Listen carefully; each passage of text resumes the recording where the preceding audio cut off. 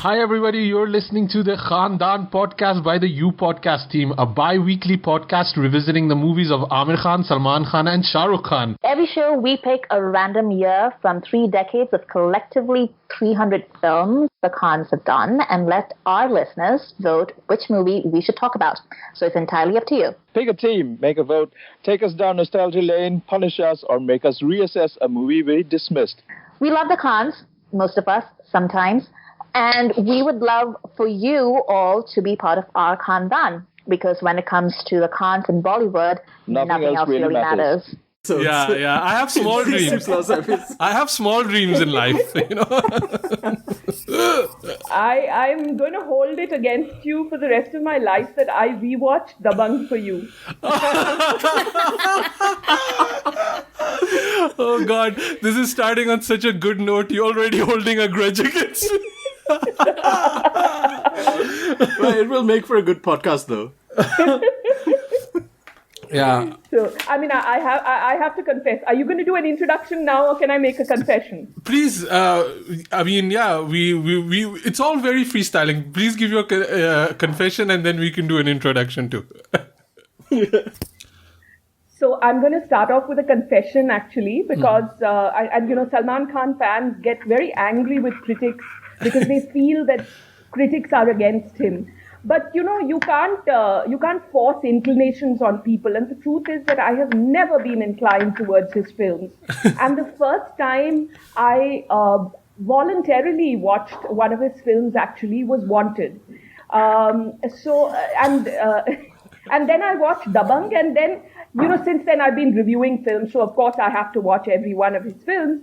But it's just Salman, even the more sophisticated version of Salman that we have seen post Dabangg, is still to me the most troubling part of Hindi cinema, where you're glorifying patriarchy and you're glorifying without really emphasizing it too much, even caste, class, all kinds of very problematic things. So, but, with all affection for the Khandaan podcast, I rewatched Dabangg for this. And we will always be in full gratitude for it. I think basically Anna is coming on the podcast to kill the Khandaan podcast. This is our last episode. No, in fact, when I've been thinking about this, the fact that you're doing this focused on the Khans, and of course I have disagreements with Salman's filmography, but I do think that it's fantastic that there are these 3 men who were born in exactly the same year and who dominated Hindi cinema for so long, and in a country where it's only in recent years that we've openly acknowledged the Islamophobia in our country. But the fact that they have got so much love, irrespective of, until 2014, no one really stopped to think, oh my God, these are 3 Muslim men, which always gives me hope. I think that there's a lot of noise that fascists and bigots make, but the popularity of the Khans is, I think, a reminder that there is so much more good in India than we realize. Yeah, I think it's. That's why we basically kind of started Khandaan. I think it's just kind of an interesting moment, and I think. And I do feel there's always been a thread of more of a Muslimness in Salman's movie than anybody else's movie. And I think that's why he also has this connect with his audience where he's Bhai and, Eid Ki movie. And there is just something about him where, although they all negotiate their religious identity in a different manner. But Salman seems to have more of a connect with it. At least I feel that as a Muslim. My love is well known for Salman Khan, so I think this is going to be... You're like the perfect guest to be on Khandaan, Anna. I've been really, really looking forward to this. So Anna, just to kind of intro you, you are I mean, you've been working and I actually didn't know you were just reviewing movies since Wanted. This is actually new for you, but you're such. I mean, whenever you write something, I always feel that I've come out of reading that by learning something new, like getting a new perspective of it, finding a new way that I hadn't thought of something, and.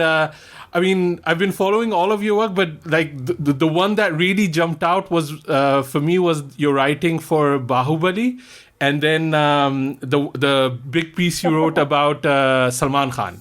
And I think it's also very interesting being a Salman Khan fan. It's like you're reading something that is so well written that you basically have no argument against it. You're like, yeah, Anna's right. Like you can't say anything about it. And then you need to renegotiate your fandom in a way. So you're not an angry Salman Khan fan. You are a Salman Khan fan who has learned to live with me, right? Actually, it's the opposite, because like every time Asim like goes online, people are like, "You're an Akshay Kumar fan pretending to be a Salman Khan fan," and he's just like, "What? What is this happening?" Some days he's also accused to be Amir's biggest fan. Yeah. Which That's of the like a running joke on the podcast. But which of the three counts as an accusation, actually? Salman Khan fan, Akshay Kumar fan, or Amir Khan fan? No, lately I've been blamed for nepotism. That's the funny one. I'm a fan of nepotism now. So this is the new one. It evolves. Like now, like why can't you support this guy because only you like nepotism kids? I was like, oh wow, this is a new one. So yeah, basically because you're a fan of the Khans, you're also a fan of nepotism. So I kind of take it all in my stride, but. Anna, welcome to the show at least. I mean, this is the first thing that I wanted to say. I'm so happy you're on. Thank you for having me. I've been a journalist for 25 years, but as you pointed out, I've although before 2008, I was off and on occasionally reviewing, but I think I seriously started reviewing only from 2011 onwards. Because this is the Khandaan podcast, I must share something with you about before the release of Devdas. You might remember that Shah Rukh was going through a tough phase in his career. He'd been having a string of, he'd made some questionable choices. They hadn't worked at the box office. And I remember being at an editorial meeting where one particular editor who liked sensational stories said, let's write an article headline, Shah Rukh is finished. And I remember telling him, he's got film X and film Y coming up, and don't make that mistake. You'll have egg all over your face. Because it's very, very likely that Devdas will be a hit. Obviously, you can't predict, right? But I told him it's very likely that Devdas will be a hit. And don't make that mistake. And I was very young at that time. Fortunately, the bosses listened to me. And thank goodness, because it's been 3 decades of Salman, Shah Rukh and Amir. And yes, of course, they're going through an iffy phase at the box office right now. But I think I really love the changes that Shah Rukh and Amir has made in his career a while back. Shah Rukh is gradually moving towards that. And I'm curious to know what Salman will do, because he's a very intelligent man in his own way. I've interviewed him several times over the years, and you may not necessarily be able to have a conversation with him that's, about politics in the way you could with a Shah Rukh. But he has the street smarts. Salman really has the street smarts, and he knows how to adapt and adjust. So I think you have more foresight than anyone else most other people I know, that you actually are doing a podcast which is named after the three of them. Because even if they don't, even if the three of them don't do an iota of work, starting from now for the rest of their lives, they are still, their place in history books is assured. Am I right or am I right? I mean, Salman is working on fresh hand wash from his Panvel ka farmhouse, so that's something to look forward to. Yeah. But Anna, like we've had this conversation with so many people. Like even like last week, people were just like, "Why don't you make a podcast about like Dilip Kumar, Dev Saab, and Raj Kapoor?" And we were like, "Sure," but like we didn't grow up with Dilip Kumar and Raj Kapoor and Devanand. Like we're children of the 90s. Like we grew up watching these movies, and we started watching the movies. Like obviously we've seen older movies, but some of us have seen older movies. Asim is like slowly dipping a toe into older cinema because he feels like Rohit Shetty has more cinematic knowledge at this point. He doesn't want to watch Shetty. Asim watched one black and white movie. That's all. And now I need a break. That's why I was happy with Dabangg. CID last week, Dabangg this week. I can see that I'm going to have a lot of disagreements with Asim in particular on this show. But it's been like such a journey, like growing up and watching India change, and then watching the movies change, and then watching the work of these three men change over the years, and like it's reflected different kinds of India over the years, and I think that deserves a conversation, and that's why we do this podcast. And it's nice when like people can appreciate that even if they don't participate in the fandom, which is not something that. Well, let's not say that I don't particularly engage in a more, intense forms of that fandom myself. But I mean, I do have an appreciation of the work that these three men have done. And like you said, they've definitely made their mark in history. It doesn't matter if all their films get banned from tomorrow. We'll always still have our memories of them, and that you can't take that away from the people. I think absolutely, and also it's you see they've come in at a point in time when their work has also played a role, I think, to some extent in shaping history, and so much of it is reflected ongoing developments in our society in the past 30 years. And I think the longevity is lovely, but I think it's also right now very healing, at least for me, because I find the situation in India, the political situation in India, very disturbing. And in a sense, it's healing that I see at the end of the day, there is still so much love for the three of them in the country. And there's something about that love that transcends everything that our politicians are trying to achieve. So, thank goodness for them, in some ways. Knock on wood. So let's go over what we're gonna be talking about this episode. Amrita, you said continuing fallout of SSR deaths. Again, I've been surfing Twitter, so has there been more developments we want to talk about? No, I just wanted to talk about, like, since we're talking about Dabangg, I just wanted to bring that into the stuff that people have been saying about Salman. And then we've also seen some PR pushback over the past week, which is hilarious. I don't know if Anna's seen, I don't know if you've seen it, Anna, but like there was this article about Karan Johar that was like extremely PR forward, and you could kind of see the bullet points that his office had sent out, and like somebody had like transformed into an article, but it was hilarious. It was just like, over the years, this shy boy from Bandra with two elderly parents has transformed himself into such a man that has managed to deal with his demons. For example, he is respectful, and then there's like an example of Karan being respectful, which isn't Karan being respectful at all. Like, it has like nothing to do with respect. And then there's Karan being caring, and then there's like an example of Karan not being caring at all, and like doing something totally random, like eating pears in his office, and you're like, what? And there was this entire article, and it had all these photos of Karan with like all these different celebrities, and one of them was Sushant, and it was just like, oh my god, how cringe are you going to be? And then there was another one of like Salman helping Saroj Khan's family, and like, like Bollywood is beginning to like fight back a little bit through like things that has worked for it before, but I don't know. Like, I think the online troll army is really out for their blood. I think I saw like Reddit Bolly blinds and whatever. So they were just posting random videos from Coffee with Karan.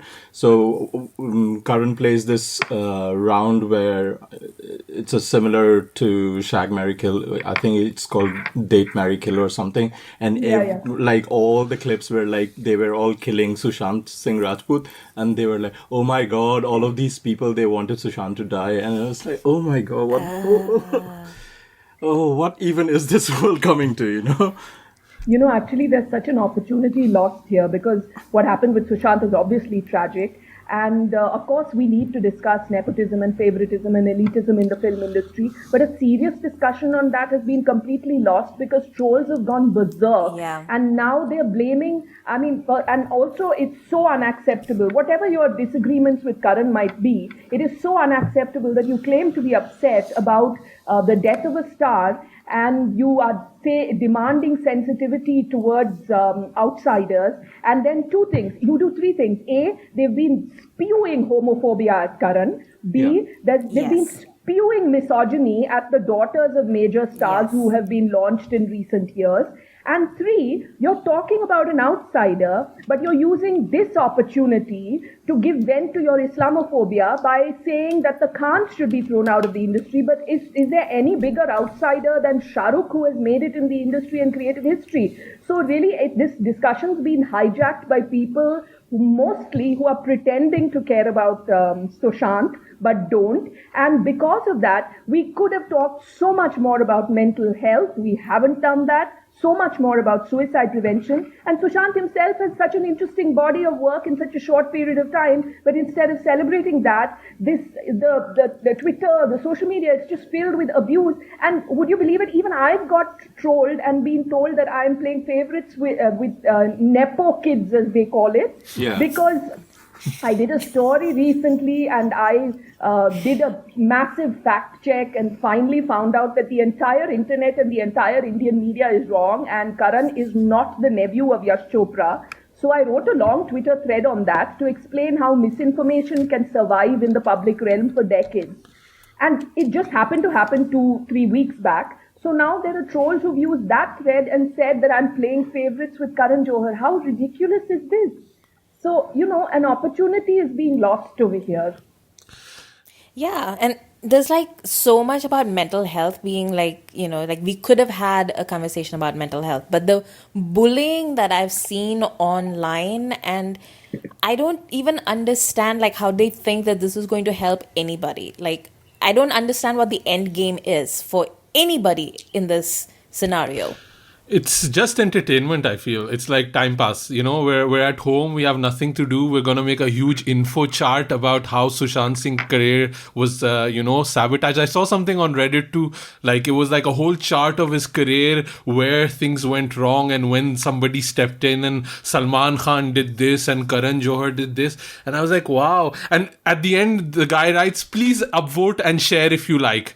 And it's like, what is, like, you're just basically using this for clout? Like that. Basically, it made me think of Avinash Tiwari's character in Bulbul.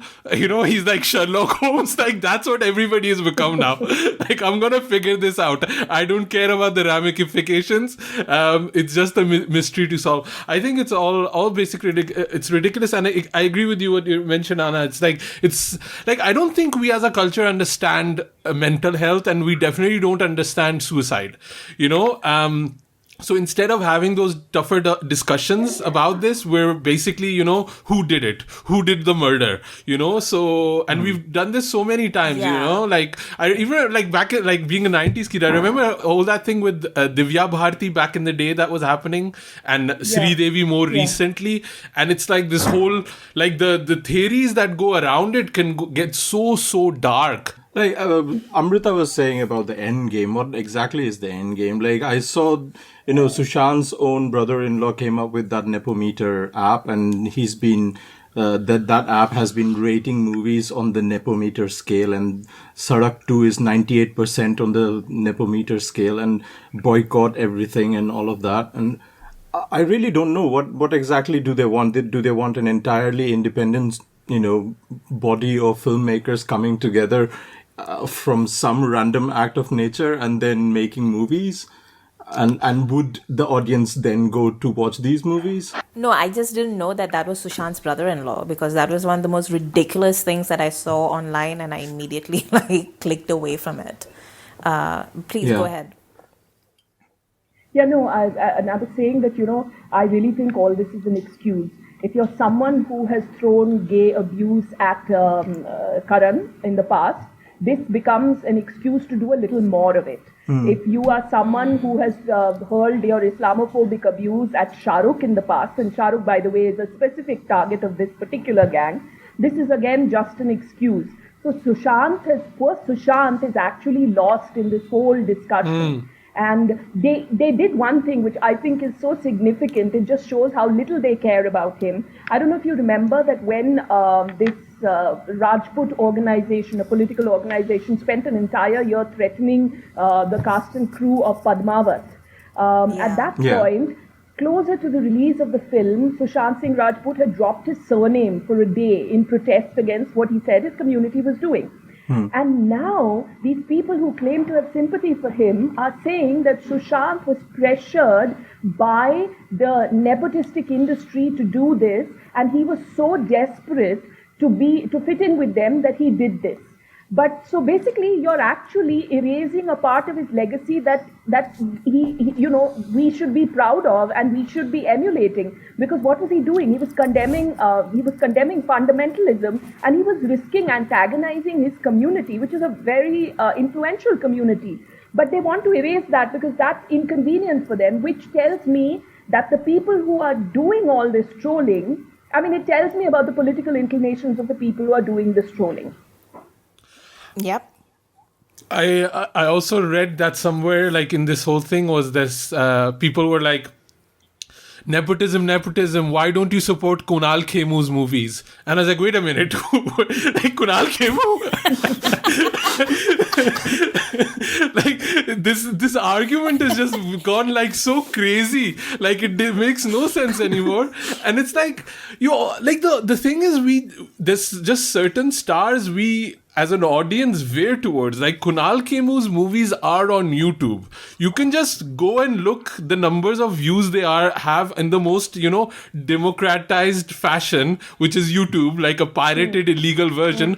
Go look how many views his last 5 movies have. And now you want Reliance and Disney to push his movie forward instead of Abhishek Bachchan's movie. It just like the argument doesn't make sense. And I think what people actually want is that we as a people believe we are heroes. We are our own heroes. Like they want their TikTok to be discovered, some casting director to come to their city and say, yeah, tu hero hai. You can become a heroine. And that's when the nepotism debate will end. When everybody in India gets cast as a hero in their personal movie.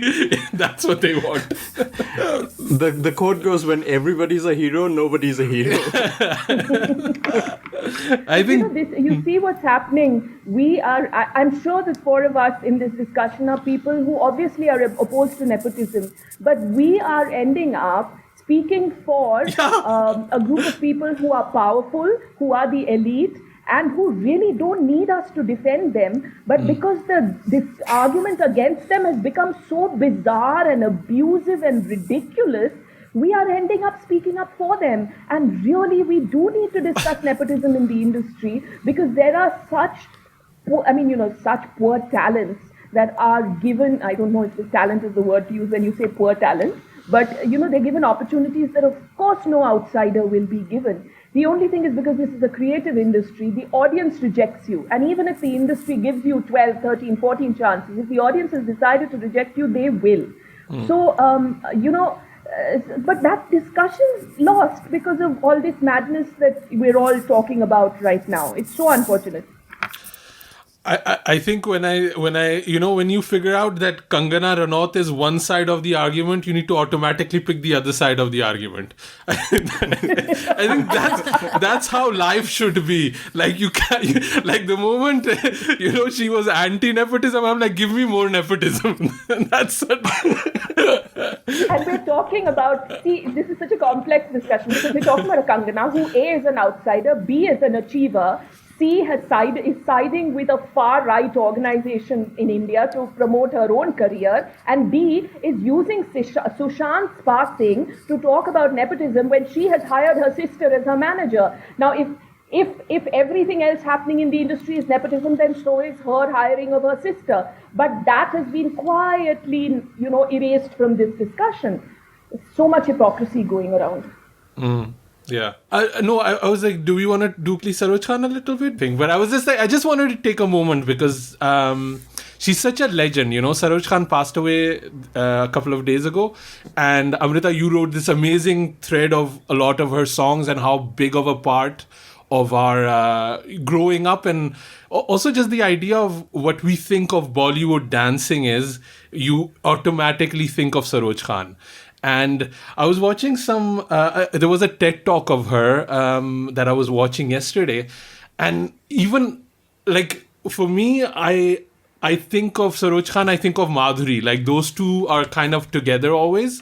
But I didn't know how far back she went. Like, she was training Helen at 12 years old. No, I was just thinking about Saroj Khan is an institution when it comes to Bollywood dance and dance in Bollywood in general. And, she had institutionalized dance and choreography she had a dance association with her big troupe of dancers who had danced for so many decades and choreographers that she had promoted. So like Ahmed Khan started with Saroj Khan, and then he got his big breakthrough in Rangila when Saroj Khan was also doing Tanha Tanha and Kya Kare Kya Na Kare. And then many years later, Ahmed's assistants came into the picture, and they were choreographers themselves, like Remo and Rajiv Surti. And I saw this one reality TV show many years ago when Rajiv Surti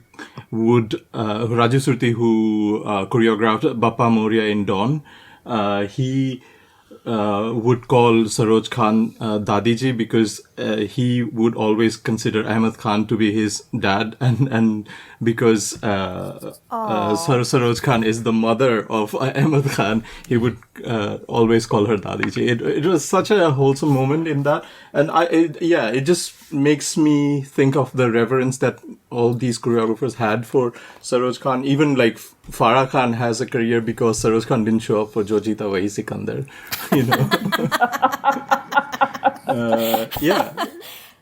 No, but she also like really fought for every bit of respect that she received. And you know, when we look at Dreamer's career or Ahmed Khan's career, we need to remember that if Saroj Khan didn't exist, then they probably wouldn't have gotten the platform that they did, because Filmfare didn't even have a category for dance until she insisted after she did Tezab and Ek Do Teen.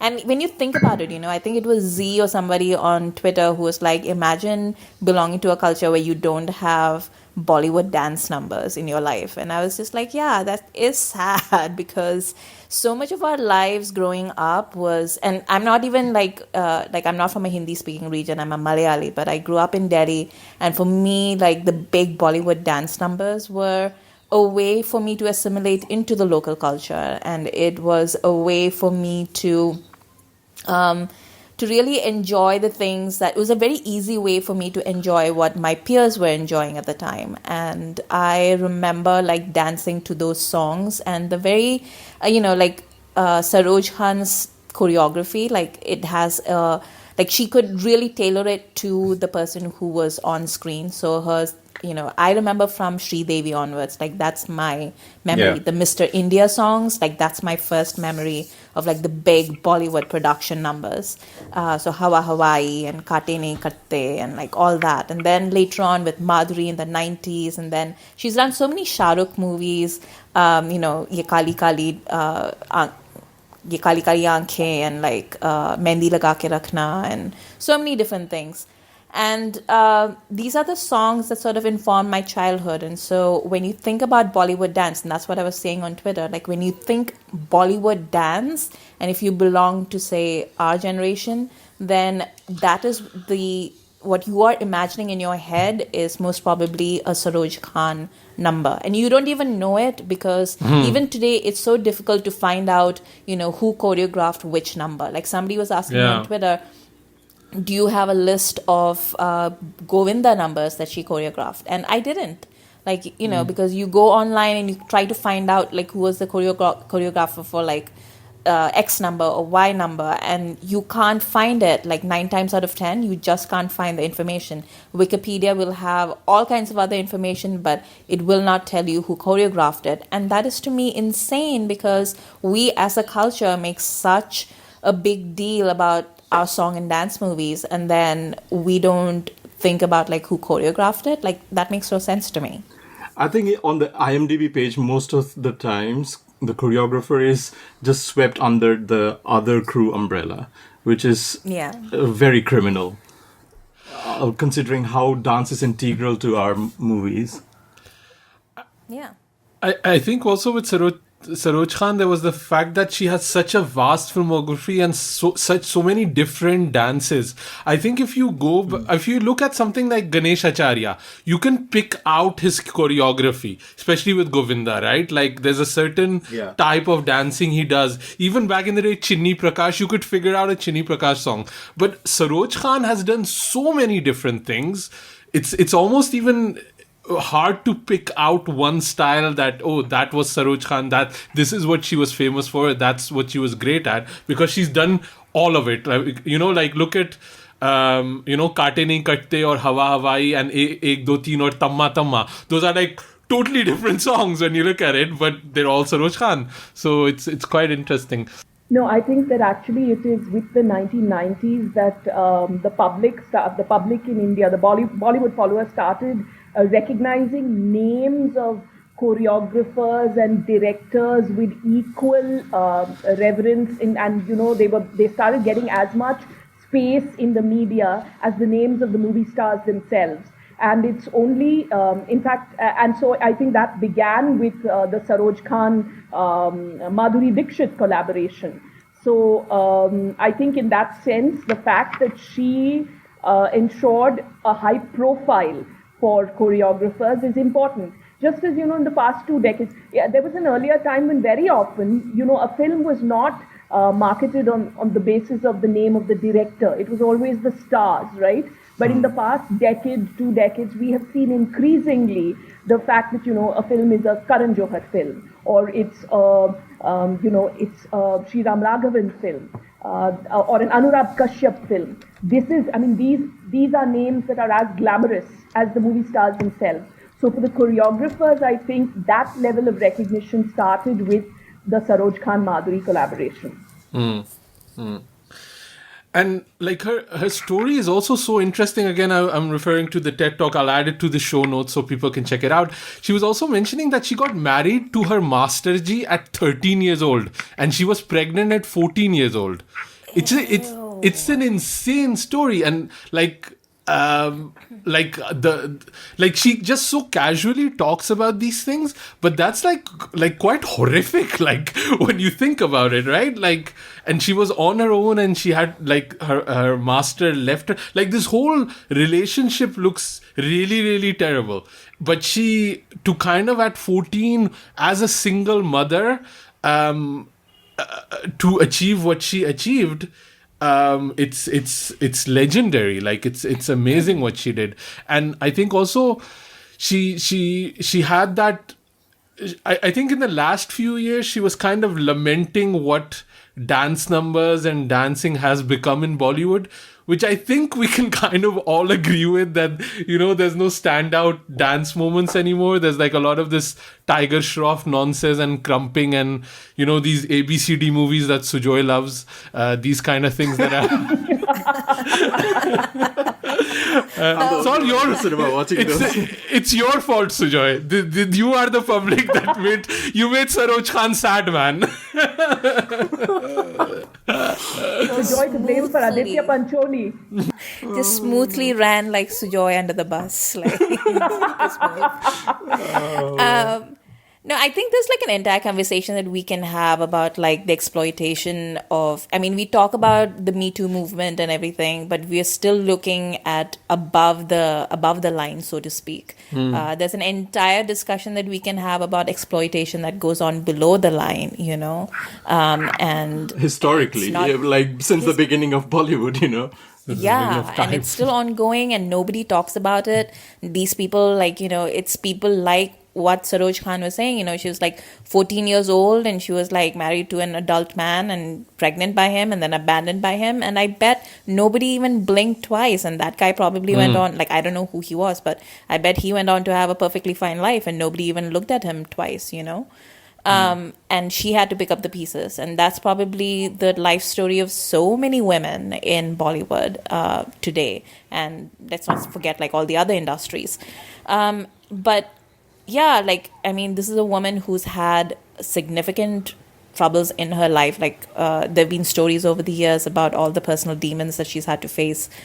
But I think there is a sense that a giant has fallen and like an era has passed. And I think that is true. Like, we won't see somebody like Saroj Khan again. Like, that's an entire style of Bollywood that is basically now for the history books. Just a few things that I was thinking while Amrita was talking. One is, that I have certain aspects of Saroj Khan's work that I would say I have an argument with, because although I think Madhuri is a fabulous dancer, I also think that some of the songs and dances that she did with that she's done in her career, and some of the work that Saroj Khan's done with her, has contributed, played a role in the way women were objectified in an era of Hindi cinema where men were not being similarly objectified. So, the dhak dhak and the choli ke piche, it's all very well to describe it as a woman celebrating her sexuality. But the truth is, it was the objectification of a woman in an industry where women were at that point expected to look slim and sexy and beautiful, and men were not expected to even bother to be fit. It's only in the post-2000, it's only in the post-2000 era where, you can have somewhat of a discussion pointing out that, now men are also being objectified. It is not the same thing, because men are being objectified in an industry where they hold the reins, they are the money bags, they have all the control. But it is still a better situation than that era where women were being objectified, and there was no equivalent objectification of men.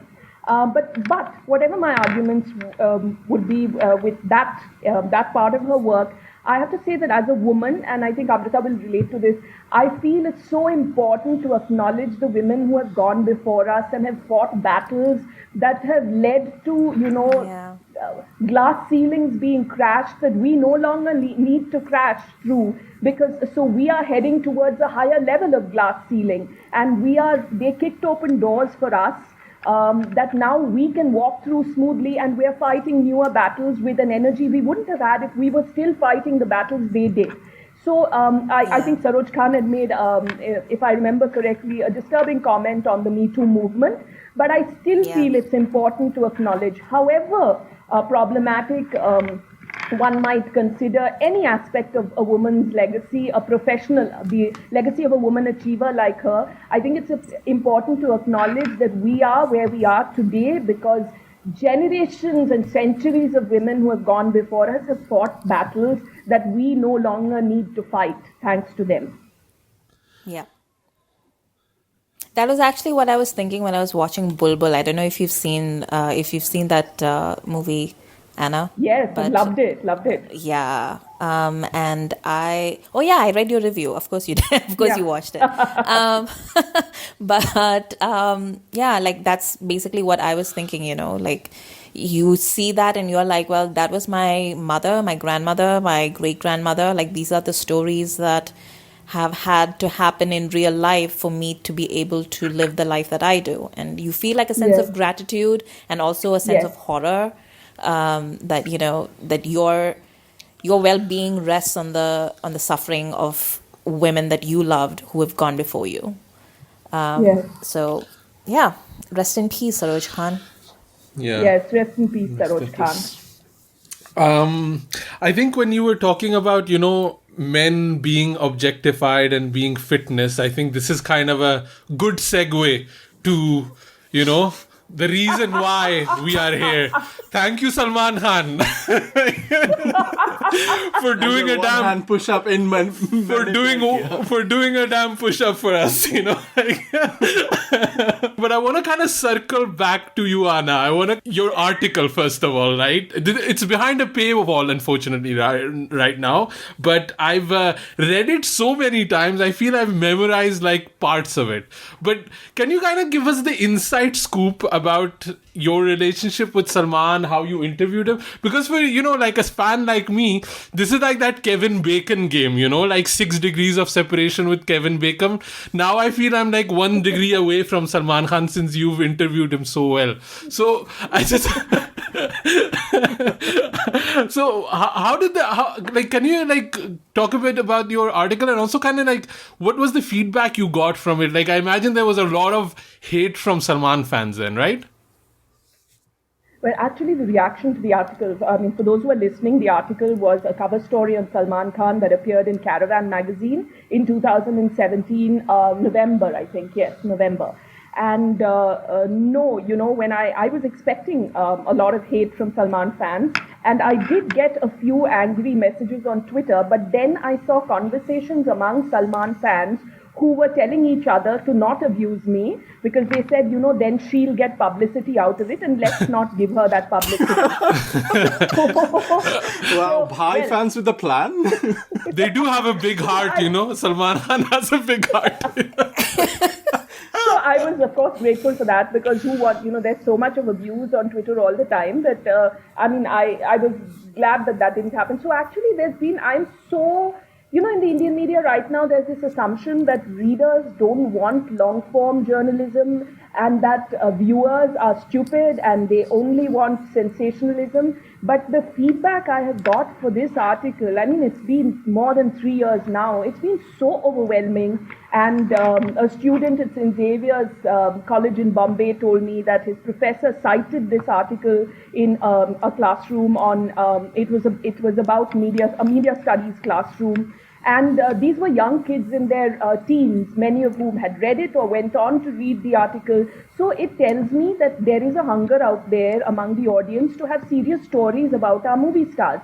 And Salman Khan may be doing films that appear frivolous, but the impact they've had is not frivolous at all. The plan with which he has moved since Wanted is absolutely not frivolous. It's been very well thought out. And I think he reflects certain very troubling aspects of our society.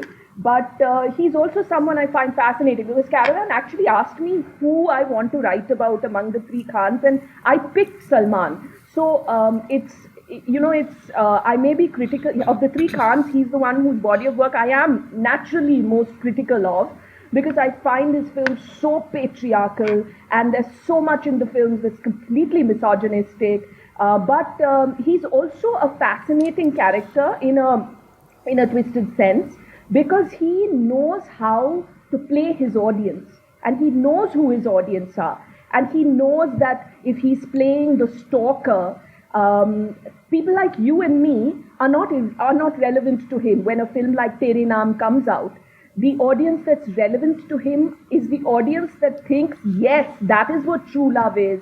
And you have to get obsessive about this one girl and not care what her reaction is and destroy your own life with this obsession. And he recognizes that his audience thinks that is what love and romance is.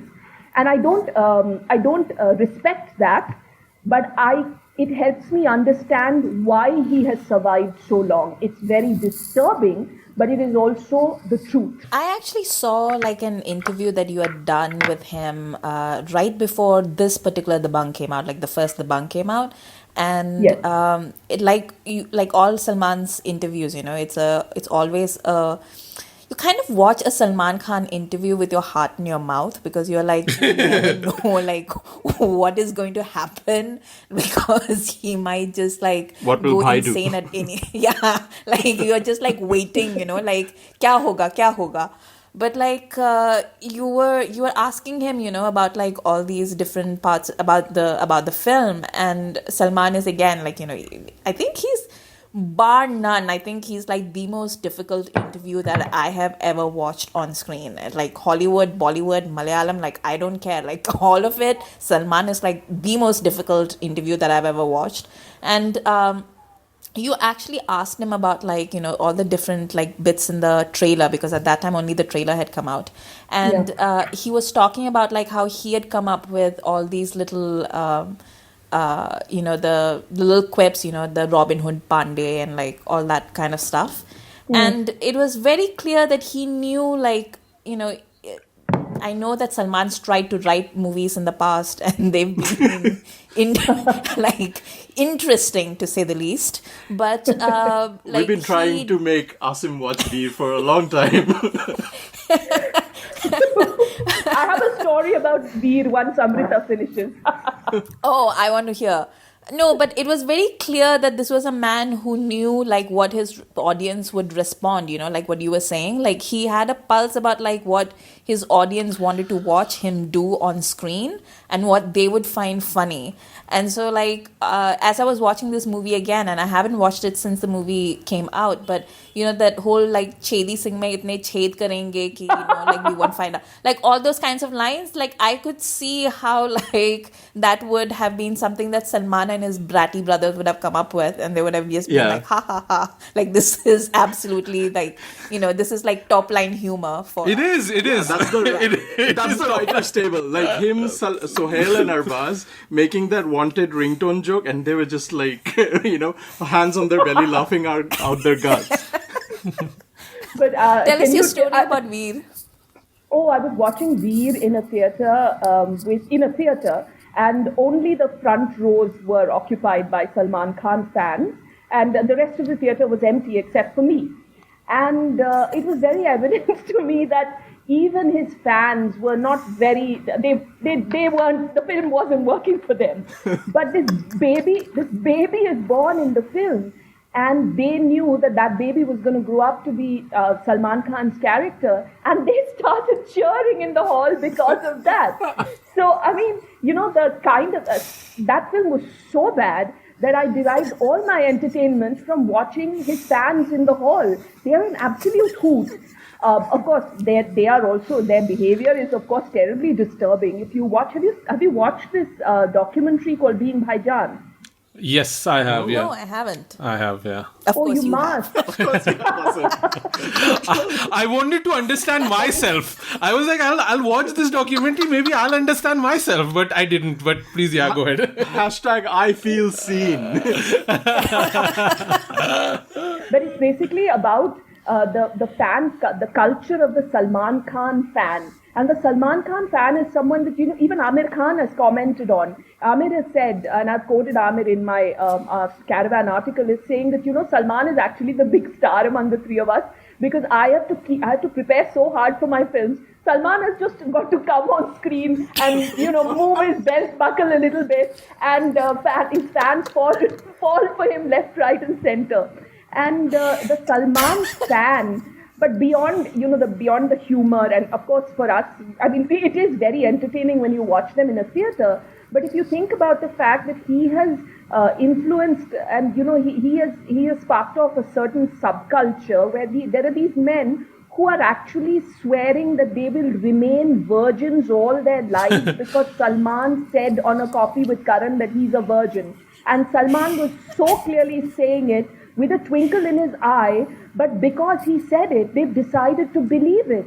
And they, if the way they talk about women and their attitude towards women, it's so terribly disturbing. And I interviewed a couple of his fans for this article, and one of them was in fact a woman herself. And most of his fans, he has a very heavy male fan base, but this woman was so completely justifying, that Salman has for long been rumored to have hit his girlfriends, and then Aishwarya came on the record and said that he had been physically abusing her through their relationship, and this female fan of his was justifying it.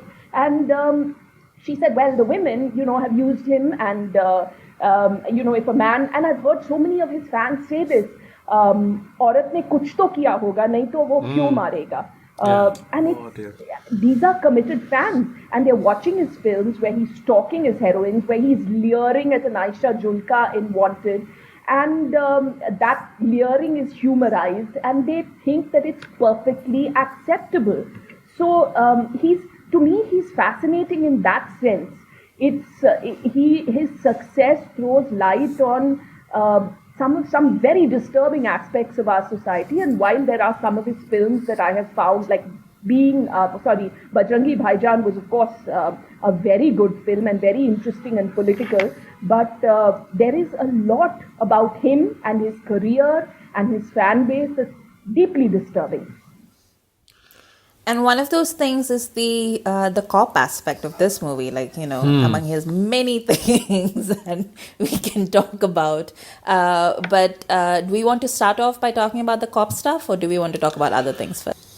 Let's talk a bit about Dabangg. So I think when it came out in 2010, this was with Wanted was kind of a game changer for Salman, right? And the next sequels came out in 2012 and then 2019, which was a horrible, it was so bad. I think we've done a review on Dabangg 3. We also did I did a review back in the day when Dabangg 1 and Dabangg 2 came out, and I didn't want to revisit them because A, I didn't want to cancel myself, and B, because it does seem like so much has changed in 10 years. I think I felt I had a very clear memory of what Dabangg was, and revisiting it, I realized that maybe I didn't. And the other thing that also was kind of playing in my brain is that I am very anti-cop. Like, just generally, I'm like very all cops are bad. Like, that's like my life motto. Like, if I ever get a tattoo, that's the one I'm gonna get. And our top friend Beth from Beth Loves Bollywood asked me this question a while ago. Like, how do you negotiate saying cops are bad or saying, Rohit Shetty's movies are fascist, but then enjoy Dabangg? So rewatching Dabangg, that thought was kind of also in my mind. So, I mean, we can kind of get into this, but Anna, sorry. How painful was it watching Dabangg? You said, you had to do this for us. So how was it? Like, did you find anything good out of it? Was it all just like a painful kind of revisiting? And you had seen it before when it came out, I imagine, right? Yes, of course I'd seen it at that time. And, I was half joking when I said I suffered the film just for you. Because of all Salman's films, there are very few that I have enjoyed. And Dabangg, with all its faults, I have to say that it was funny. And, lines like, I was just thinking when Amrita quoted that line, Chedi Singh, hum tumhare shareer mein itne ched karenge कि तुम confuse हो जाओगे कि कहाँ से सांसें लूँ और कहाँ से. Now, I was just thinking, how does one translate this for an English audience that is not Hindi Bhashi? Yeah. And while I was rewatching it for this podcast, I thought, how would Tom Cruise say it? Shady, Holy Singh, I will shoot you so many times and I will riddle your body with bullet holes so that you will get confused about where to breathe from and where to fart from. I mean, this is... But, at some level, obviously, it is really funny. And at another level, it's just... I don't know what to say. But this film is actually... Abhinav Kashyap got all the elements into it. He had Salman's charm, but he also had a Salman that was willing to mold himself a little bit to what the director wanted and the director's vision, and was, I think, being a little less stubborn about, just his decisions and his choices, because he wanted to appeal to a newer audience. It has fun music. And although Sonakshi operates on the margins of the film, on the sidelines, she still gets an interesting line where she says, हमें थप्पड़ से डर नहीं लगता साहब, प्यार से डर लगता है. And it has a father-son relationship. And then, of course, the one thing that I think goes, makes every Indian melt into a puddle, which is the mother-son relationship, and a highly emotional mother-son relationship. Plus, there's the bhai, the brothers. That was such a big thing in the 1970s and 80s, and through so many of Amitabh Bachchan's films. So you have the tension between the brothers, and then you have these, you have this Robin Hood kind of figure who's fighting corrupt people, and he's breaking the law, of course. He's a corrupt cop who's breaking the law, but he's doing it for, it's presented as something he's doing for the greater good. So it was a very clever film because it got all the elements that have appealed to Hindi film goers, Bollywood goers for decades together, and polished it up a little. And it was funny in many places. So, I was laughing in spite of myself in certain places. So, I will revise that and say I didn't suffer too much for you. But it would have been suffering if I did suffer for my Caravan article, because I went back and watched every single one of his films. And some of the films that he's done in the 1990s and the films before Dabangg and Wanted, some of them are just insufferable. They are loud and there's no logic to them, and the women are just so irrelevant. And that was actual genuine suffering, and it reminded me of why I was never naturally drawn to him. But he managed to cross over and get the Shah Rukh audience also with this film, with Ek Tha Tiger, with but again, the irrelevance of women in the return of Ek Tha Tiger Zinda Hai, if you remember. Actually, it's based on a story of these Indian nurses, these Malayali nurses who were stuck in Iraq and, in ISIS territory, and they managed to escape from there. And there's a Malayalam film, a Bollywood film based on it called Take Off. And it's really unfortunate that the West knows mostly Bollywood and doesn't know India's other film industries. But Bollywood made this very lovely film in which Parvati plays one of the nurses who's instrumental in getting those nurses out of Iraq. And what does Bollywood do? It casts Salman in the lead, and it gives the protagonist a sex change. So that the female Malayali nurse becomes a North Indian male James Bond. And the women are, so the centrality of the woman is immediately gotten rid of, because in a Salman film, it has to be Salman at the center of everything. We need to talk about Abhinav Kashyap a little bit, right? Amrita, he also with this whole Sushant Singh thing, he also kind of dropped a statement, right? So he basically went and said that, that he was supposed to do Dabangg 2, and then the Khan brothers swooped in and said no, and they kicked him out. But then in Wikipedia but I remember that whole thing as it unfolded, because I was actually, like Anna said, I saw Dabangg, and I did not, I had a good feeling about that movie the moment I saw the trailer, the homage to the 70s Masala films, the Amitabh films in particular. There are so many scenes within Dabangg that go back to so many different parts of Amitabh's filmography, things that I'd seen in my childhood, and they sort of updated it and flipped it around and tailored it to Salman's own personal character in a very clever way, I thought. So I was really looking forward to Abhinav Kashyap's second feature. And then I heard that he'd been, either he had left or he had been let go from the second feature. And Arbaaz Khan had replaced him, which immediately meant that I wasn't going to watch the second movie, because I was like, nope.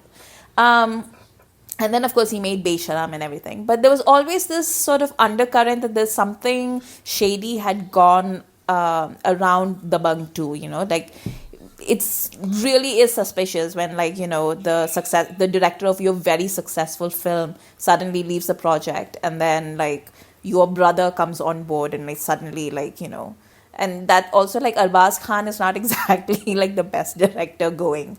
So you're just like, what happened here? So there was always a shadiness around it. But then Abhinav Kashyap came around in the wake of, and I think like Anurag Kashyap had traded words with Salman around that time also, with regards to Abhinav Kashyap. And then in the wake of all the stuff with Sushant, Abhinav Kashyap said that basically he'd been cheated out of a chance to do the second film. And then the Khan brothers had apparently gone about trying to sabotage his second release, which was Besharam.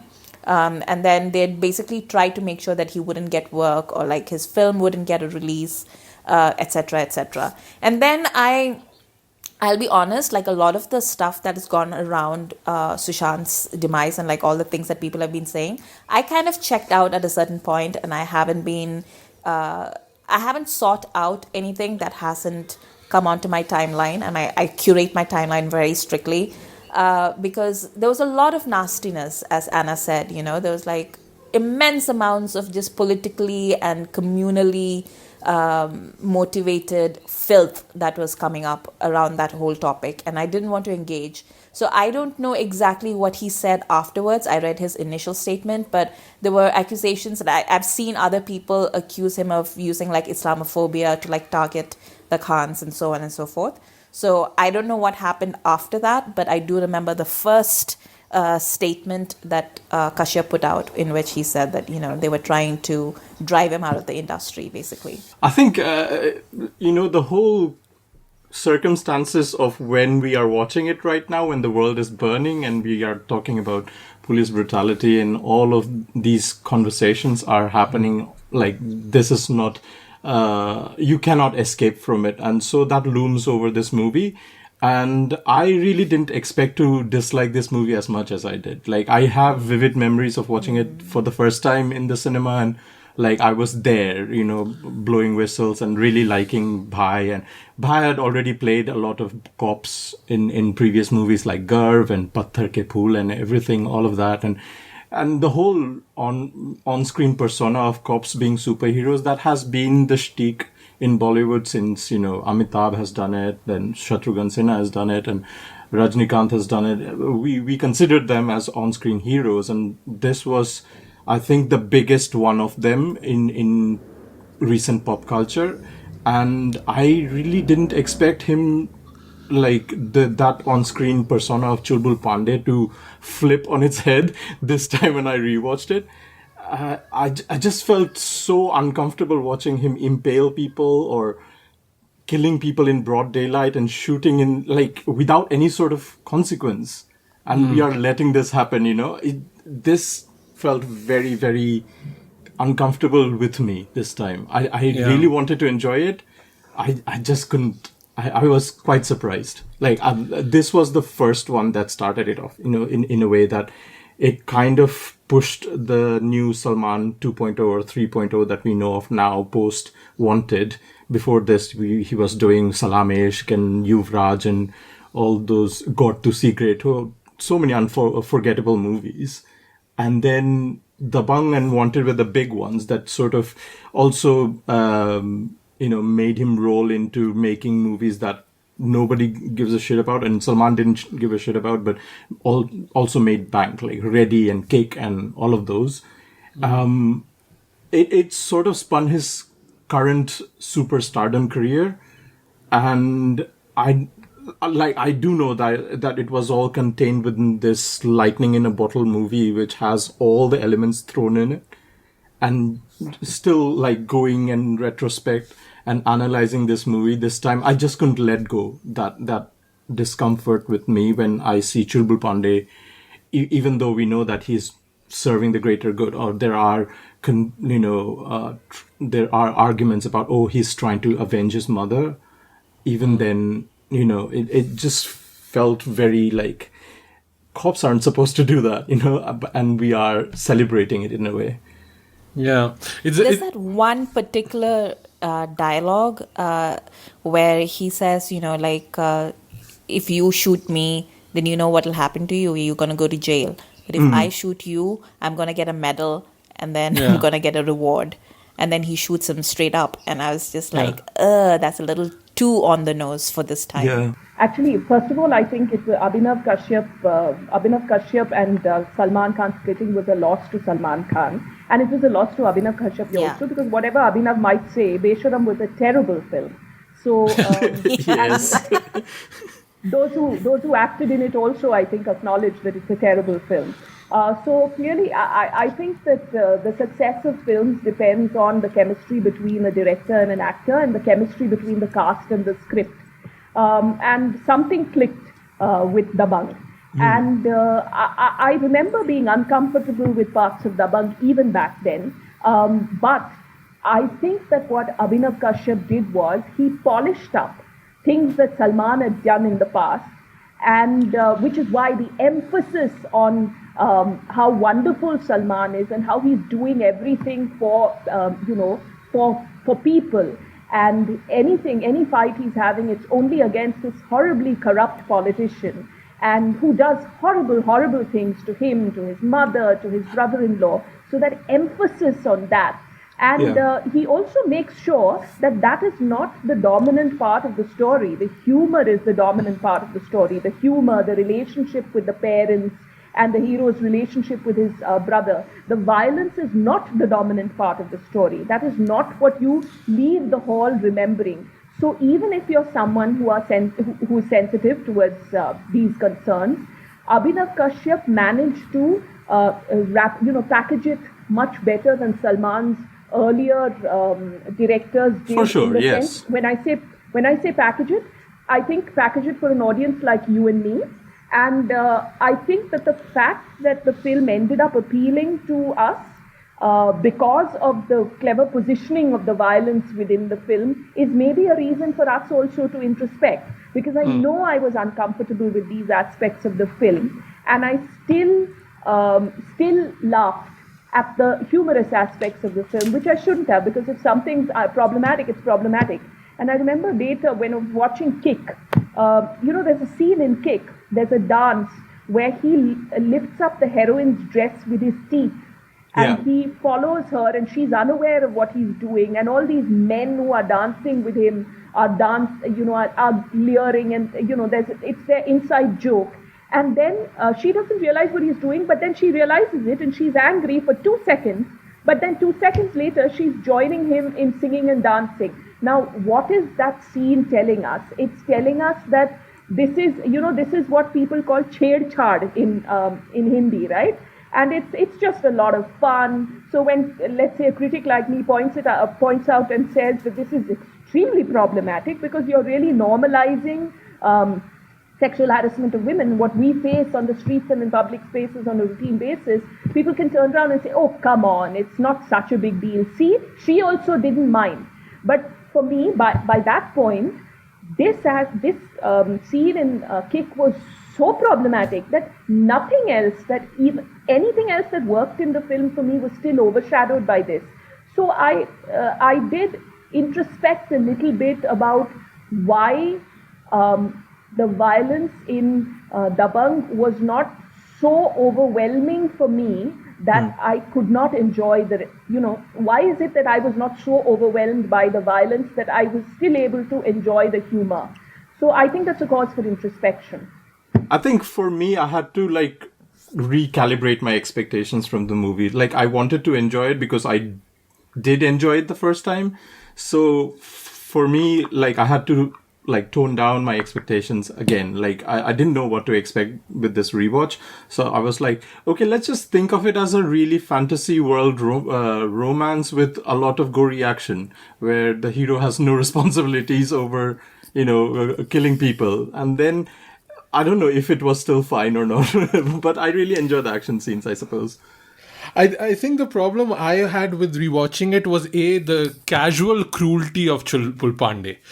He's so casual with it. It's also when he shoots his constable, and then he comes to the. Oh my goodness, that's the worst. He comes in and he gives. There's worse. I have another one that I found even more worse. Is he gives him money, and then there's even remember when he gets hired by Anupam Kher to kind of create issues for Sonu Sood, he poisons people Chulpul Pandey is the one poisoning people.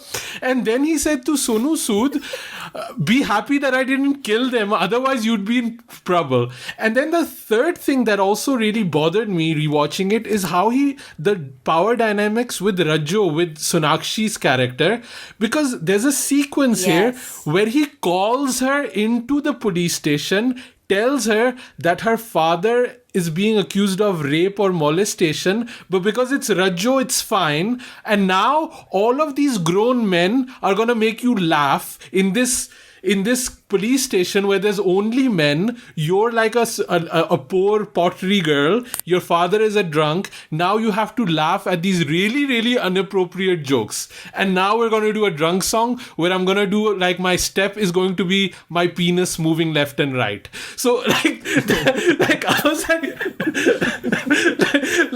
I was like, what is this movie? Like, I had real issues. Like, that scene of that police station with Rajo was the one that I was like, ooh, that one I had real trouble with. Rewatching it after 10 years or something like that. This is the real Patal look.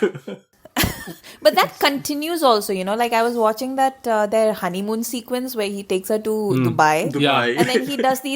And then he does all these like super romantic things, like abandons her in the middle of like a subway station. And then she's like terrified. And then he's like, oh, I'm here. And I'm just like, what kind of an asshole does that to like his like little village girl country bride? But I think that what happened, at least when I was watching Dabangg the first time, was that because I had never been drawn to any Salman films, and because the few that I had watched in bits and pieces I had really been put off by, and then here he was in this new avatar, and I watched it and I was I had such low expectations that I think I was watching it and thinking, hey, this is not as bad as I thought, right? So and I think it was the low expectations, and which is why, the loss of Abhinav Kashyap in his career is I think a big problem for him. That right now he is struggling in his career. Salman is struggling right now, and I think the thing is that the Abhinav type of person, or the Kabir Khans of the world, polished up Salman and presented him to us, a you and me kind of audience. But for us at that time, I know for me, Salman at that point was a novelty because I hadn't followed him before very closely. And so Dabangg was a novelty, Bajrangi Bhaijaan was a novelty, Ekta Tiger with all its issues, it was still, a novelty. I mean, Reddy was, Reddy was such a crappy film. But even there, I found myself able to laugh at Salman. But after it very quickly wore off also. And Dabangg 2 was still tolerable. Dabangg 3 was insufferable. So bad. And so bad.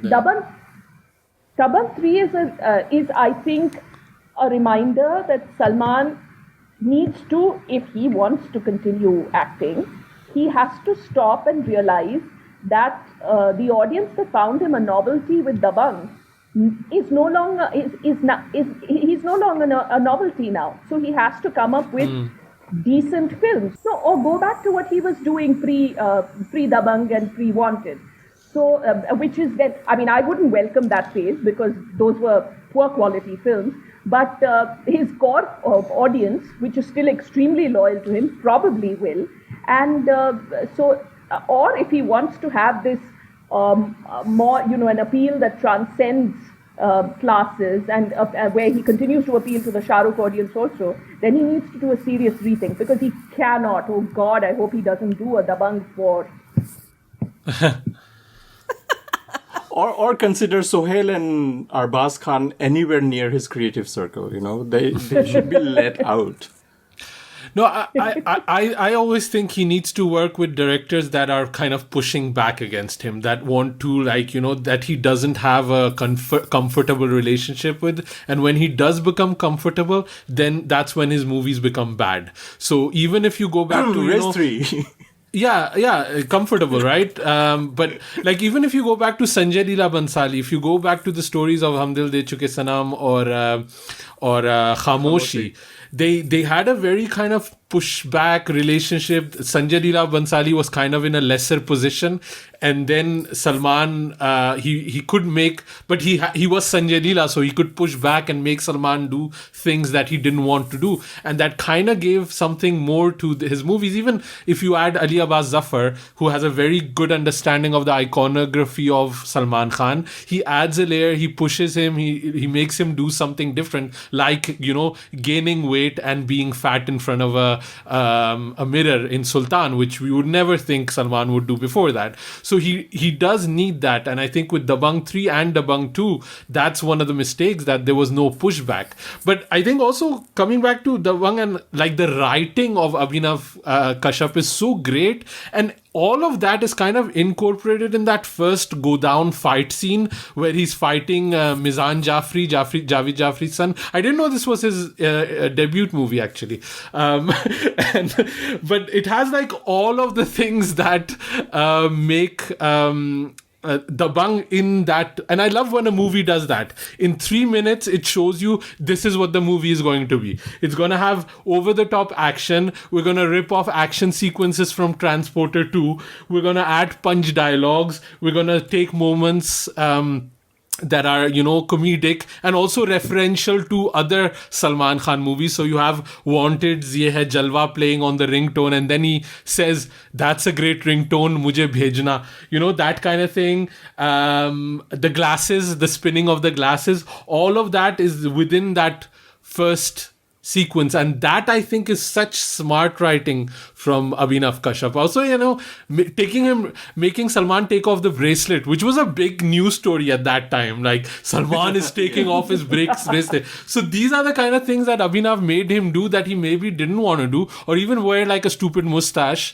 I remember like when Karan Johar talks about his Kuch Kuch Hota Hai, how he had to beg Salman to come or he was crying and Salman said, I'll do it for your dad. But then he shows up for the shooting and he wants to do the song in a jeans, you know, and he had to really beg and cry to make him put on a suit.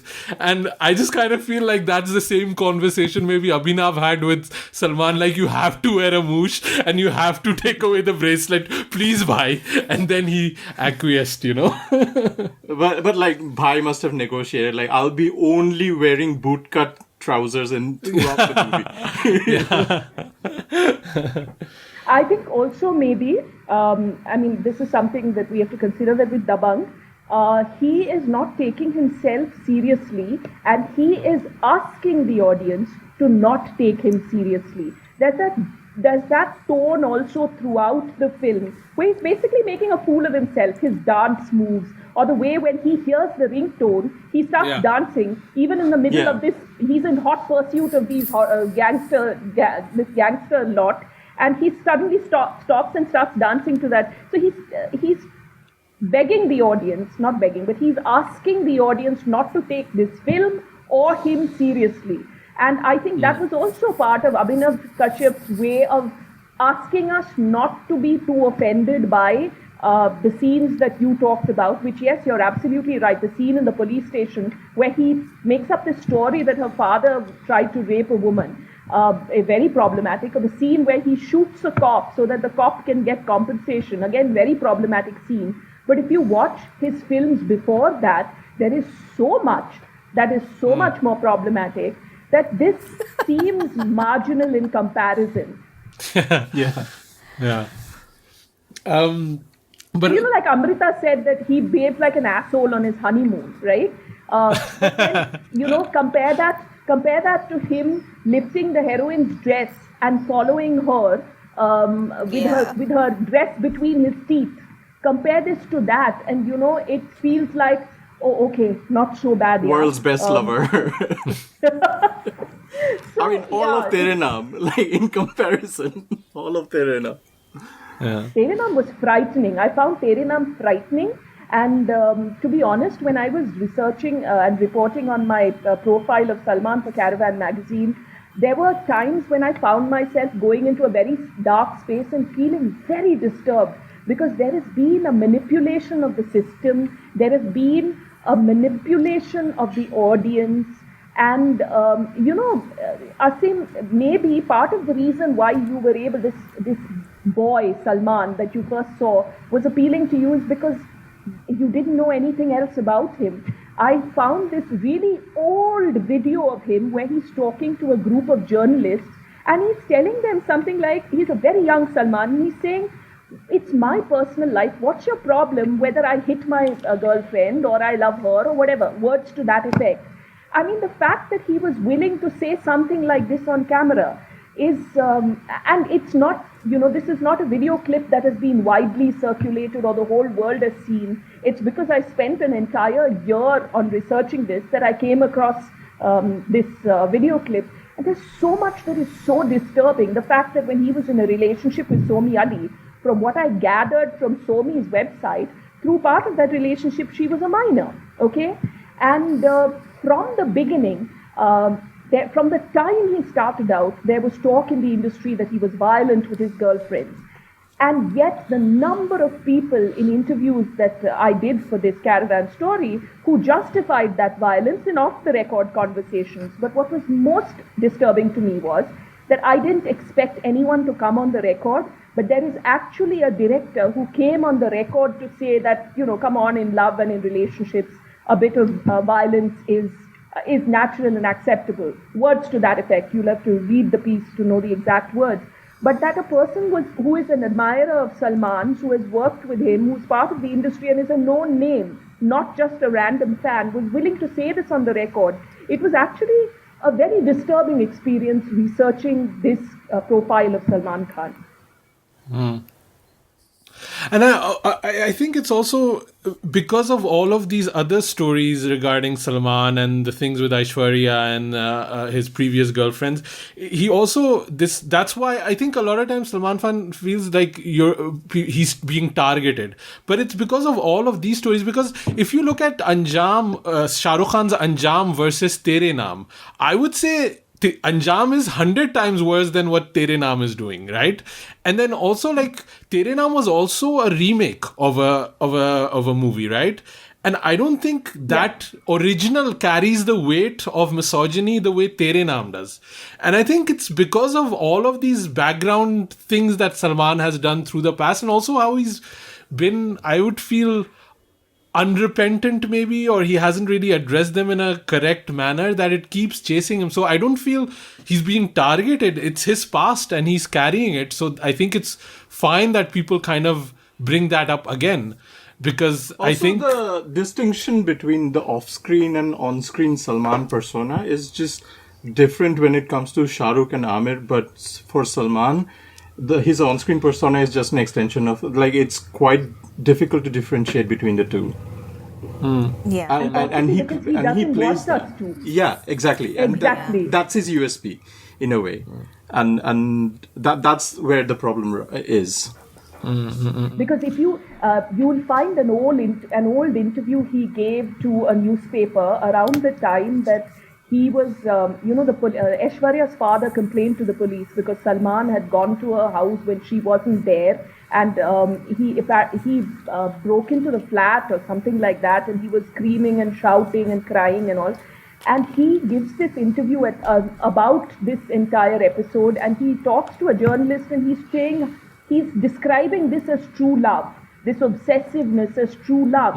And it is around this time that Tere Naam is also coming. So, his off-screen behavior is running parallel to the behavior of his characters in his films, and both are mirroring each other. And he is not, most artists, very often artists ask us to separate the artist from the art. But in his case, irrespective of what he may say on the record, but the fact is that he is very strategically asking that his fan following at least to see a reflection of him, Salman Khan, in the characters he's playing. And they look at his characters and they look at him in real life and they see him as a victim of women who have used him, a victim of journalists who refuse to let go of Aishwarya's allegations. And when I was at Headlines Today, I had done an interview with him where I had asked him about Aishwarya's allegations. And I remember at that time, back then, I got abused by Salman fans. And this was their line, that Bechara Salman, Pavam Salman, why will you journalists not leave him in peace? That was the attitude. So, the fact that he may have hit women, that's not the problem. The problem is that you're asking him about the fact that he may have hit women. For them, that's the problem. Yeah. Yeah, it's almost very Donald Trumpian, like if you think about it. Or Modi-esque. for PM20. Or Narendra Modi-esque. I kind of just want to go over a few really cool things that I revisiting Dabangg when I was watching it, just to kind of bring it back to Dabangg and kind of bring a bit more positivity to this. I really love the action scenes, I have to say. Like, although the first one was pretty much ripped off from Transporter 2, the last one where Also, with all its must die. Yeah, is it? Oh, with the hose, the whole okay. hose pipe thing. Yeah, that's the oil thing is Transporter, right? Like Jason Statham covers himself with oil and then he does that fight. And the climax was from Flashpoint with Donnie Yen. Yes, which I really appreciate still because it has such quick-paced MMA, which we don't get to see that much in Bollywood. Whereas at that time, and this is kind of like really a product of its time, we were really in that post-Matrix phase where there was a lot of bullet time and a lot of wire work going on, and something that, Rohit Shetty has just gone and done. Like, all of his movies have had, like, I don't understand why Rohit Shetty is seen as like this great action director, because all of it is wire works. But that's why I felt that in the MMA fight at the end is really quite visceral, and I really it's like the that. most efficient way to show that Salman can beat Sonu Sood, Otherwise, it's very, very impossible to picture that even, Yeah. No, but I get that because from a fight perspective, that's how you take down a guy that's taller than you. You get in and you MMA him. And that, like, even that idea of how that fight should be makes sense, like, in a way. So I really appreciated reviewing it. And the other thing I really appreciated was, and actually really, really appreciated, is the music of this movie, which is so good. I feel the shirtlessness. I'll get to that. I have like 30 more minutes about the shirtlessness. But the music of it, I'd forgotten how good these songs are. And like it all, like just, and I think we've spoken about this, like there's a few things in this movie that have really timed this movie. Like there's a lot of bullet time. There's a lot of parkour in this movie. There's this whole, thing where he's running on thing. But there's also like Rahat Ali Khan singing a song, which is like, oh my God, remember when that used to happen? And like in Tere the Mast Mast Do Nain, he's like casually dancing with Muslims in the street. And I was like, oh my God, remember when that used to happen? Like you could just like have Muslims in the background and the hero would dance with them, and that just doesn't happen. There is certain ambiguity between, like, Rajo just puts on a dupatta and she just looks Muslim in one part of the song. Yeah. There is a certain the green dupatta. Yeah, the dupatta. But, I'm not, you're clearly far more into action than I am, so I can't even identify what's mixed martial arts and what's not. But for me, what worked with the fight scenes in this film was that I found, apart from the ones that were really offensive, I thought they were just hilarious. Because I thought the fight scenes were designed to make us not take him seriously. And it was just hilarious the way they were clearly they were emphasizing the difference in size between Salman and Sonu Sood. Sonu Sood's a giant in comparison with him. And I remember that part of the reason why I was sitting and laughing in the theater when I watched it was because he does not look like the kind of man who could beat up a Sonu Sood, and yet he does. And then, of course, the shirts are just blowing away in the wind. And I felt that it was designed to make us laugh. But clearly, an action buff like you saw things in those scenes that I didn't. Yeah. I mean, this is where I piss off Asim by saying that I thought Sonu Sood looked better shirtless than Salman. Like, I did. Well, I'm going to join you in pissing him off because I agree. Like Asim, how much was the fat content in Sonu Sood versus Salman? No, but guys, it's about proportional shape. It's about shoulder to waist ratio, and Sonu Sood loses. He's heavy on top in the chesticles and he's low in the shoulder region. You guys don't get it. Okay, now you can't see me in a podcast, but I'm going pink in the face. Oh God, this is so funny. I'm sorry, but like that part where like Salman's shirt like disappears. So I laughed, same as Anna. Like Yeah, I laughed you have to. when that happened. But then, like, there's that scene, there's that long sort of like sexually charged silence where like the two of them are like facing off shirtless against each other. And I'm sorry, but Salman looks like a frumpy housewife next to him. like Sonu Sood looks like a god with his like shirt off, and then there's like Salman and he's just like short and he's just got boobs, and I'm just like, what is happening? I flamenco I'm music. sorry, The audio Asim. is going off a little bit, but I can see that you're making the gentlemen laugh a lot, so I'm happy for them.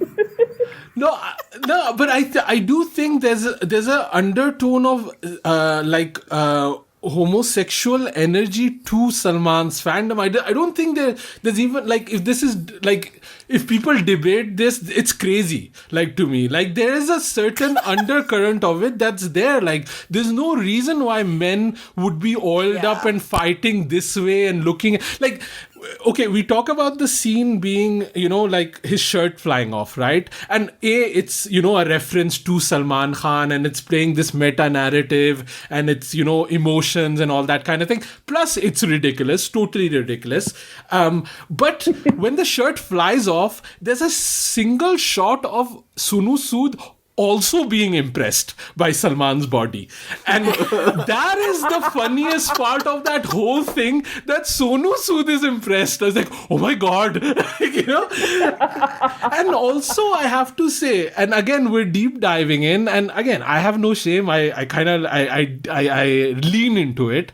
The way he kills Sonu Sood, there's something of an aspect of, like a very, how do I say this? A blowjob. Yeah, like a fallacial kind of aspect to killing that person.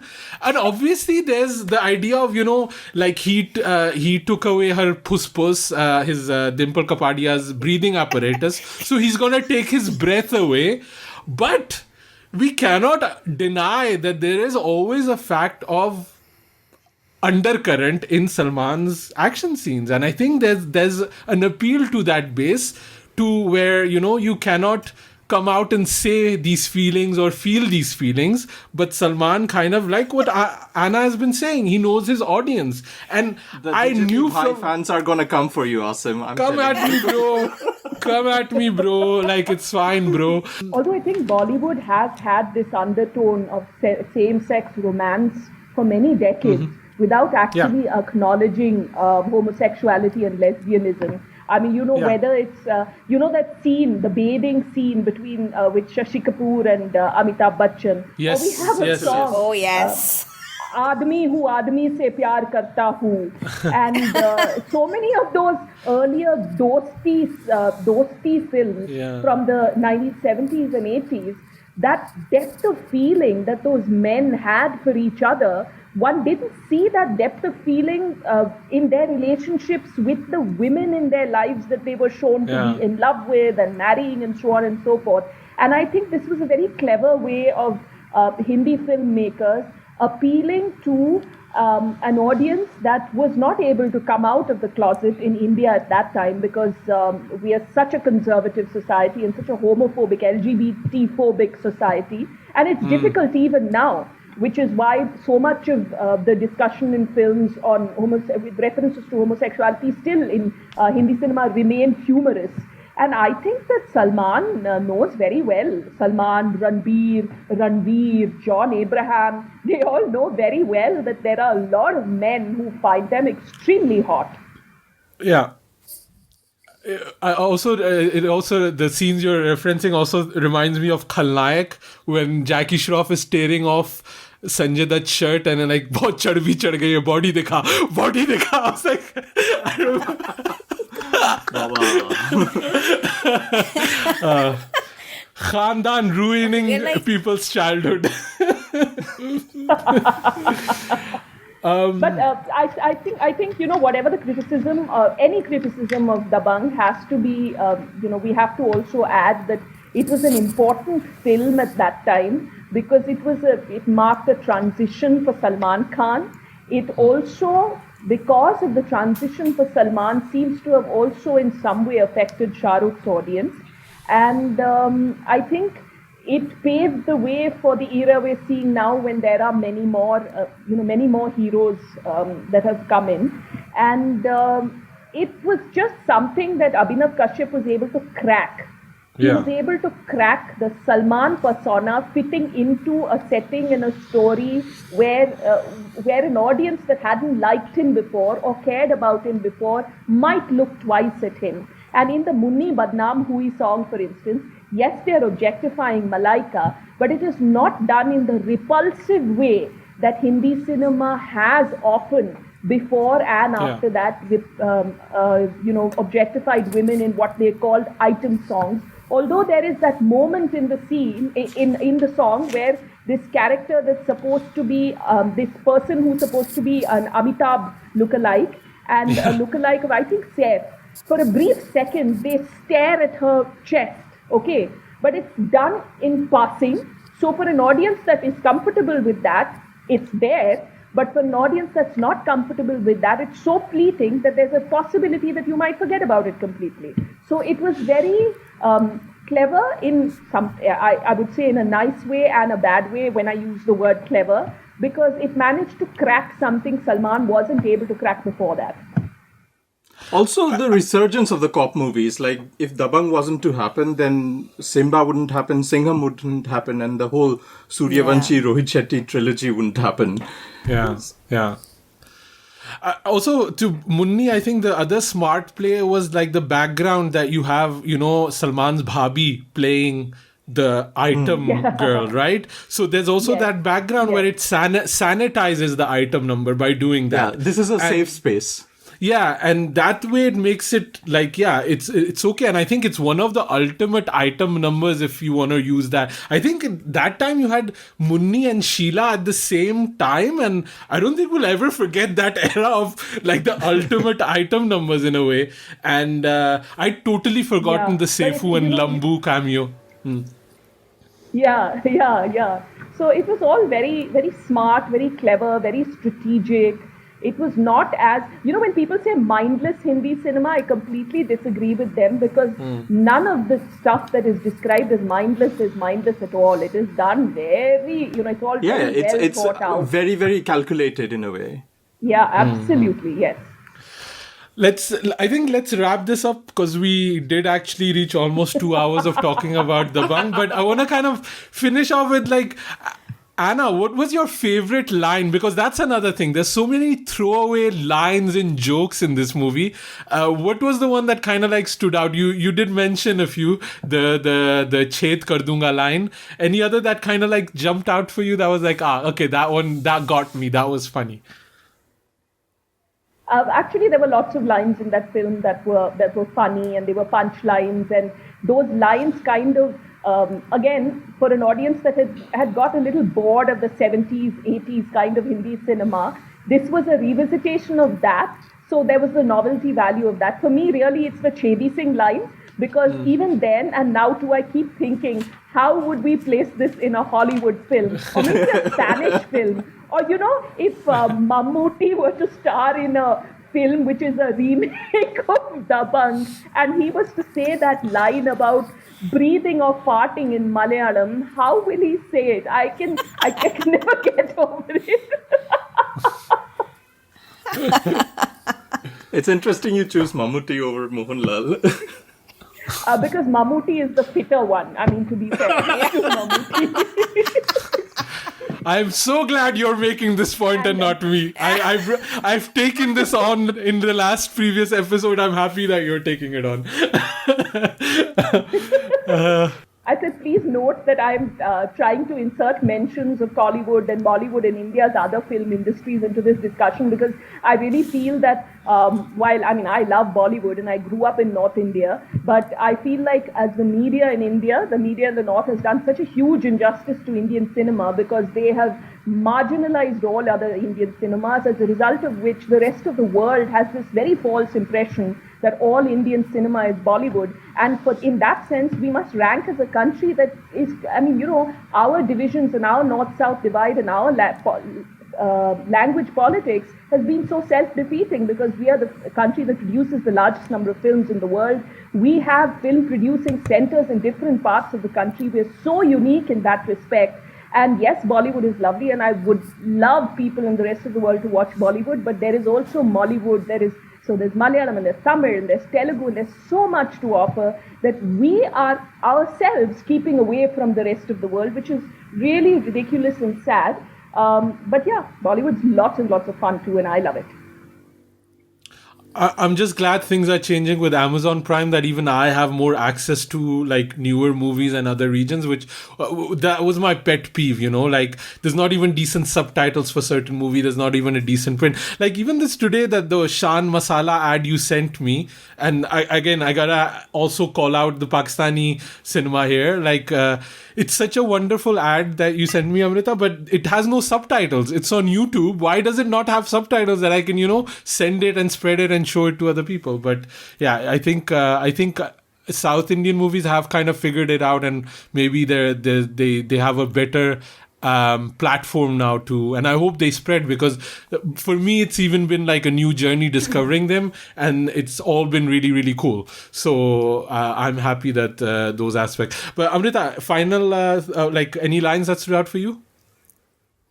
It's not a line, but it's a scene, you know, the one where he needs to apologize, because it's such a, like, you know, the apologizing is such a ego wali baat for especially this type of masculinity. And I remember watching it the first time, and I didn't know how that scene would go. And I really enjoy the subversion of it, you know, where everybody thinks, you know, he'd never apologize, especially to his brother whom he despises. And then he does. And then he ends up like slapping him again and then apologizing again. And that is the single moment of Arbaaz Khan's acting career where he actually made an impact upon me, because he had this look on his face that was just classic. Yeah. But I think there's certain parts of Dabangg that's actually a documentary, and I think that part is also like a documentary, actually what the dynamic is with Arbaaz Khan. But I also think Makhi Singh, he should have been cast with a much younger actor, like almost like, you know, like perpendicular in Gangs of Wasseypur or something like that. It did, like that whole dynamic didn't make any sense when you have such lamba ghoda Arbaaz Khan and he still can't get married and all that kind of stuff. It that part, like it, and also I think it's the idea that, you know, okay, Chulbul is bad, but everybody around him is 10 times worse. Makhi being one of them, you know, weak and bad. At least Chulbul is not that bad and he's strong, you know. I think that's kind of the dynamic that they're kind of playing. I mean, like when Chulbul is beating up Makhi, he's like wiping his own tears. Yeah. Like, I have to do it for my good conscience, but I am also crying, you know? Yeah, and also the act that, you know, nobody's gonna beat up Makhi, I'm going to beat because I am bhai. You know, I will bring the discipline. So it's all very interesting. So Joy, man, any lines that stood out for you? I would like to point out that nobody has mentioned it so far, but one of the most standout sort of mascot in a way in Dabangg is the sunglasses that he wears on the back of his collar, and then he mentions why he does it, and that has become a meme of its own, that has taken a life of its own, and that's just a genius move. Yeah, it's so good. The two that really stood out to me and has been mentioned is when he says "mote wale is taraf, duble wale is taraf, fit wale mere saath." क्या हो गया police force को? क्या हो गया police force को? I love that line. And the other one that is like a very small one, but it's Salman's delivery is when he crashes into Sonakshi Sinha's ghar and she's like angry and he goes, "Badi jabrat lagti ho." Like, I just love that delivery. And the usage of that word. All these lines, man. All these lines. Like when he questions his father's authority, when he questions why his brother is behaving before knowing that he's her brother. Yeah. Also that thing where he comes in the mandap and marries himself before Makhi's. It was like such like a imposing of masculinity and demasculating. It's all about that. That's what it is. And what was the whole reason why Tinu Anand got like so upset कि उससे पहले शादी हो गई? Well, because it wasn't his wedding. He was like, "Mere paise, I'm going to do it," and he was just like, "What?" Yeah. Hilarious. Let's wrap things up. Anna, it was such a joy to have you on.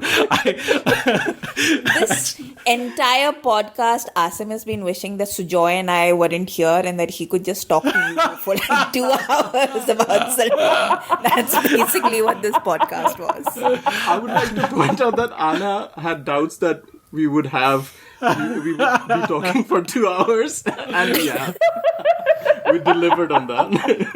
I actually, what you're saying, Amrita, I had a pitch while we were talking. We should do a thing where I watch old movies and Anna watches old Salman movies, and that could be a podcast.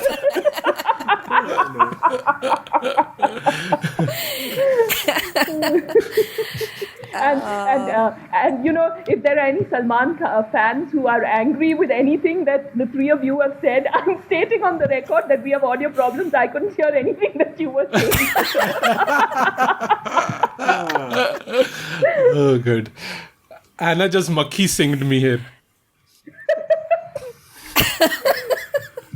But Amrita and gentlemen, Asim and Sujaya, had a really good time. Oh, Thank you. glad. Thank you so much. Thank you for coming on. Thank you. Anna, Sorry for Anna, making you wait for a year. I know. Yeah. And who knows when the next movie will come? I was saying, who knows when the next Salman movie will come out, and then maybe we can bring you back on. But Anna, where can people find you online? What's the best way to reach you? Your Twitter ID, for example, or where are you writing for? Anything that you're working on now that you want to plug? I'm on Twitter. My Twitter handle is Anna Vetticad. I have an official Facebook page. It's Anna M. Vetticad Official. I promised my nephews I will join Instagram at some point. I have a blog. It's Anna Vetticad Goes to the Movies. My reviews are primarily on First Post, but I write for a bunch of other publications also. And there's my book, The Adventures of an Intrepid Film Critic. So I wanted to say like two things. Like one, you should absolutely follow Anna on Twitter because she'll put up links to all the things that she does. So that's like a really good resource. And also, you should read the article that she wrote for Caravan. And if you can't get behind the Caravan paywall, then it's also available for sale on Amazon as an ebook. So get your copy today. Yeah. I didn't know it was available on ebook. I will get it. Even though I've read it many times. Amrita, where can people find you? On Twitter at Amrita IQ. I have a YouTube channel. It's called Amrita by the Book. And you can come and listen to my opinions about books and about film and about all kinds of nonsense things. Sujoy? I'm on Twitter and Instagram at @9e3k. I'm at Asim Bernie. You can drop us an email at youpodcasting@gmail.com. If you guys, are not happy, Salman Khan fans are angry, come at me, bro. It's fine. At Asim Bernie. I'll take the hits. Not a problem. And leave us on it. I love it. Bring on the troll army. It's fine. That's what a real Salman Khan fan does. He takes on the villains, and leave us a review at Apple Podcast, and also subscribe to You Podcast at Bollywood Edition, because Amrita, Beth, and Sujoy will be working on a new limited edition podcast series, which will be really, really fun. I'll be subscribing myself to my own channel because it's going to be so good. And thanks for listening, guys. We're going on a short break. We'll be back, I think, somewhere around August, but we'll keep you posted. Follow us on social media. Thanks for listening, guys.